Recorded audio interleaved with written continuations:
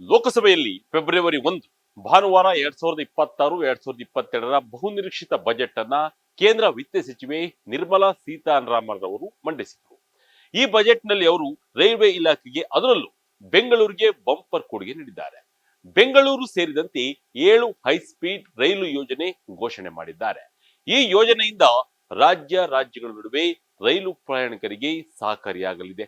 ಜೊತೆಗೆ ರಾಜ್ಯಗಳ ನಡುವೆ ವ್ಯಾವಹಾರಿಕವಾಗಿ ಕೂಡ ಮುಂದುವರಿಯಲು ಬಹಳಷ್ಟು ಸಹಕಾರಿಯಾಗಲಿದೆ. ಇದೊಂದು ಮಹತ್ವದ ಯೋಜನೆಯಾಗಿದ್ದು, ಎಲ್ಲಿಂದ ಎಲ್ಲಿಗೆ ಹೈಸ್ಪೀಡ್ ರೈಲು ಅನ್ನೋದನ್ನ ನೋಡೋದಾದ್ರೆ ಮುಂಬೈ ಪುಣೆ, ಹೈದರಾಬಾದ್ ಬೆಂಗಳೂರು, ಹೈದರಾಬಾದ್ ಚೆನ್ನೈ, ಚೆನ್ನೈ ಬೆಂಗಳೂರು, ದೆಹಲಿ ವಾರಣಾಸಿ, ವಾರಣಾಸಿ ಸಿಲ್ಗುರಿ ನಡುವೆ ಸೇರಿದಂತೆ ಹೊಸ 7 ಹೈಸ್ಪೀಡ್ ರೈಲು ಕಾರಿಡಾರ್ ಘೋಷಣೆ ಮಾಡಿದ್ದಾರೆ. ಕೇಂದ್ರ ಬಜೆಟ್ ನಲ್ಲಿ ಪ್ರಮುಖವಾದ ಅಂಶಗಳಲ್ಲಿ ಇದು ಕೂಡ ಅತ್ಯಂತ ಮಹತ್ವದಾಗಿದ್ದು, ಈ ಯೋಜನೆ ಘೋಷಣೆ ಆಗ್ತಿದ್ದಂತೆ ಲೋಕಸಭೆಯಲ್ಲಿ ಆಡಳಿತ ಹಾಗೂ ವಿರೋಧ ಪಕ್ಷದ ನಾಯಕರು ಮೇಜು ತಟ್ಟಿ ಸಹಕರಿಸಿದರು.